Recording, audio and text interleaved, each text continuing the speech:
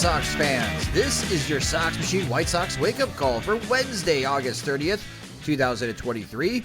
I'm Josh Nelson.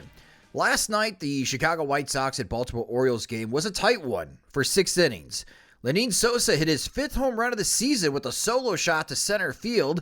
Jesse Scholtens, he held the Orioles offense scoreless for 4 innings before allowing just a single run in the 5th inning.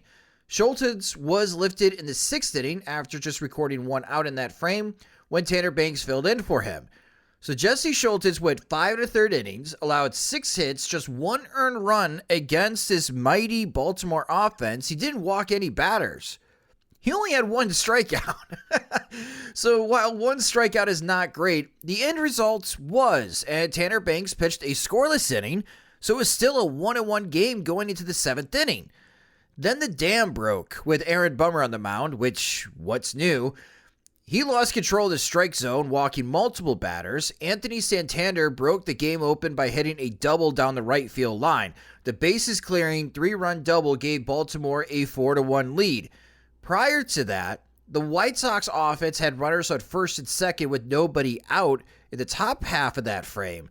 But Oscar Colas attempted to lay down a bunt, but he popped up a high fastball for an out. It was a terrible pitch selection to try to bunt on. Then Lenyn Sosa laid down his own bunt. While it was successful as a sacrifice bunt, it put the runners in scoring position, but there was 2 outs, and Corey Lee couldn't come up with the big hit. Bryan Shaw entered in the 8th inning, and he made a mess of things. The Orioles had 6 hits off Bryan Shaw, scoring 5 runs to make it a 9-1 game going into the 9th inning. The White Sox offense did generate some activity in the 9th inning, but it was still a blowout for Baltimore as they won 9-3. Lenyn Sosa had 3 hits for the night, which makes his sacrifice bunt attempt even more confusing. One of those hits, again, was his 5th home run of the season. Lenyn Sosa ended the game with a toop land. There was runners on the corners, and a fly ball to center field caught by Cedric Mullins was not deep enough for the slow-footed Andrew Vaughn at third base to score, but Lenyn Sosa was running on the play, and he got caught in between or just didn't realize the ball was put into play and was easily thrown out at first base for the final out, so the game ended on an 8-3 double play. Luis Robert had another multi-hit game going 2 for 4. He hit a deep fly to left field that traveled over 380 feet and was robbed by Austin Hayes at the wall. It would have been a home run in 27 of 30 ballparks. So the Orioles left field wall steals another home run. During the Mason broadcast, they showed a graphic that Baltimore has prevented 89 home runs since pushing the wall back in 2022. That's a crazy stat. Yohan Moncada and Andrew Vaughn also had 2 hits for the game. The White Sox won't have a winning record in 2023. With the loss, they are now 52-81 on the season. In order for them to finish 500 like they did last year, they have to win their last 29 games in a row. There's no I in team, but there is one in Indeed, and that's the hiring platform that you need to build yours. When you're hiring, you need Indeed. Instead of spending hours on multiple job sites searching for candidates with the right skills, Indeed's a powerful hiring platform that can help you do it all. One of the things I love about Indeed is that it makes hiring all in one place so easy because Indeed does the hard work for you. They show you the candidates whose resumes on Indeed fit your description immediately after you post so you can hire faster. Join more than 3 million businesses worldwide that use Indeed to hire great talent fast. Start hiring now with a $75 sponsored job credit to upgrade your job post at Indeed.com/Blue Wire Sports. Offer good for a limited time. Claim your $75 credit now at Indeed.com/Blue Wire Sports. That's Indeed.com/Blue Wire Sports, and support the show by saying that you heard it on this podcast. Indeed.com/Blue Wire Sports. Terms and conditions apply. Need to hire? You need Indeed. Quick turnaround for the White Sox as first pitch is at 12:05 p.m. Central Time. It'll be Dylan Cease on the mound against Kyle Gibson for the Orioles. Cease could use a good start. In his last 2 outings against Oakland and Colorado, of all teams, he failed to get through 5 innings.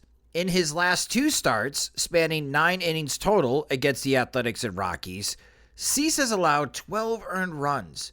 In the month of August, Cease, making 5 starts, his month ERA is 8.22. So this will be the 6th start for Dylan Cease, and it's been a terrible month for him. Gibson has 13 wins on the season for Baltimore. Must be nice to be playing on one of the best teams in Major League Baseball. In his last outing against Toronto on August 24th, Gibson went 8 innings, allowing 6 hits, 3 earned runs with 8 strikeouts and 1 walk on 95 pitches. Gibson in his last 4 starts has allowed at least 3 earned runs, so maybe the White Sox offense will show more life than they have in the first 2 games of this series. You could watch the game on NBC Sports Chicago or listen on the radio at ESPN 1000 AM. Down on the farm, the Charlotte Knights at Jacksonville Jumbo Shrimp only got 6 innings due to weather as Florida embraces another hurricane coming. Christian Mena made the start for the Knights, and he was decent. On 91 pitches, Mena went 5 innings, allowed 4 hits, 2 earned runs, walking 3 and striking out 3 in his AAA debut. Victor Reyes hit a home run in the 4th inning, a solo shot for his 18th homer of the season, but the Jumbo Shrimp scored 2 runs at the bottom of the 4th inning, and that was enough to win 2-1. In Birmingham, the Barons offense has been fun. They scored 5 runs off 10 hits last night. Colson Montgomery had a 2 RBI triple. Jose Rodriguez, Wilfred Veras, and Bryan Ramos all had multi-hit games. But the Barons pitching struggled as Jonathan Cannon allowed 9 hits, 2 home runs, and 4 runs total in 5 innings, and the Barons bullpen didn't fare better as the Montgomery Biscuits won 8-5.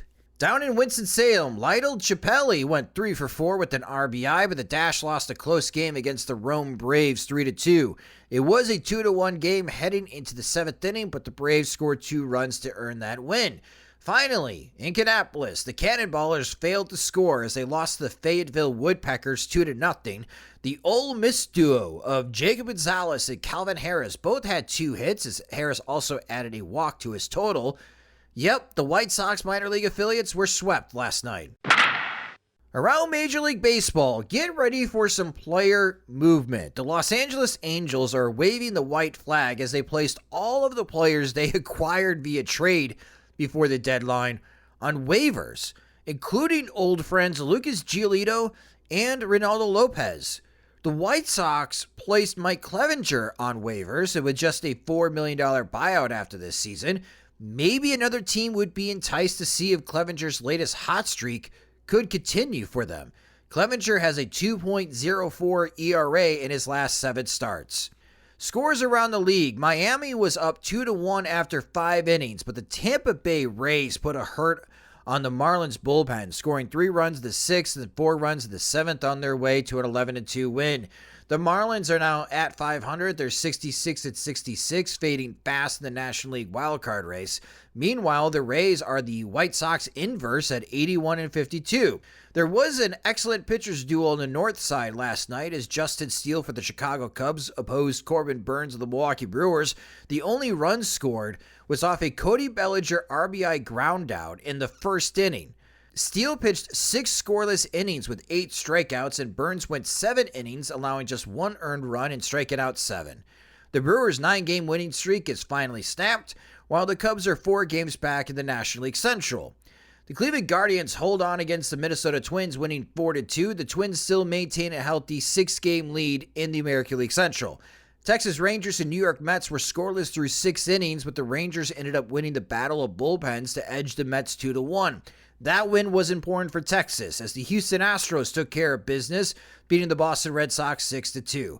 The Rangers are still a game back of Houston in the American League West as they are still battling with the Seattle Mariners. That's going to be a fascinating race in the final month of the season.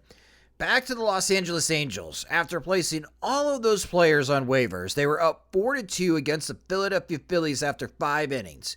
But the Phillies offense came to life late, powering a comeback win 12-7. That will do it for this White Sox wake-up call. You could follow us on Twitter. We're at Sox Machine. You can follow me on Twitter at SoxMachine_Josh. Those are also our handles at other social media platforms such as Facebook and Instagram. Subscribe to the Sox Machine podcast wherever you listen to podcasts, such as Spotify and Apple Music. We also upload podcast episodes into our YouTube channel, which please subscribe to at youtube.com/SoxMachine. If you enjoy our work and want more, subscribe to our Patreon to receive exclusive content and ad-free versions of the website and podcasts. Monthly plans start at $2, or you can save with an annual subscription. Again, sign up at patreon.com/SoxMachine. White Sox Wake Up Call is a production of SoxMachine.com, your home for all things Chicago White Sox baseball, and part of the Blue Wire Podcast Network. I'm Josh Nelson. Thanks for listening.